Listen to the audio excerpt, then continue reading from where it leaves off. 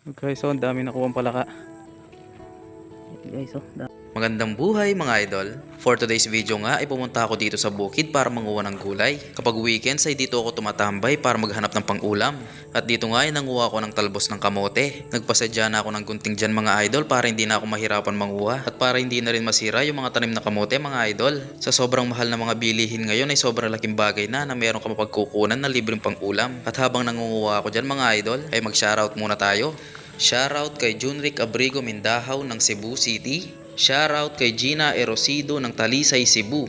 At shoutout kay Dieter Paras from Taiwan. Ang layo na nang narating ng mga video natin mga idol. I-comment mo dyan sa baba kung taga saan ka para alam ko kung saan napunta yung video na to. At para ma-shoutout na rin kita idol. At after kumanguha ng talbos ng kamote, ay kumuha na rin ako ng papaya dyan mga idol. Tignan nyo naman, sobrang daming bunga ng papaya. After ko nga manguha ng papaya dyan mga idol ay biglang dumating si kuya. guys, so ang dami nakuha palaka. Siya magkano kilo boss? 115 kilo. Kareta mga rakol. Guys, so pare-pareho. Na-amaze ako kay kuya mga idol kasi sobrang dami niya nakuha palaka. Kasi kapag kami yung nanguhuli sobrang pahirapan at swerte na kami kung makakuha kami ng 2 o 3. Atin na makakaya kanyang karen.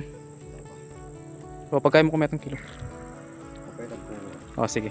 Ayun guys, bumili tayo ng 1 kilo. Sipag ni kuya. Shoutout sa'yo kuya Nadnad. At bumili nga tayo dyan ng 1 kilo sa halagang 150 pesos mga idol. At hinatid niya yan sa amin nang wala ng balat. At lulutuhin nga natin ito mga idol ng tinola.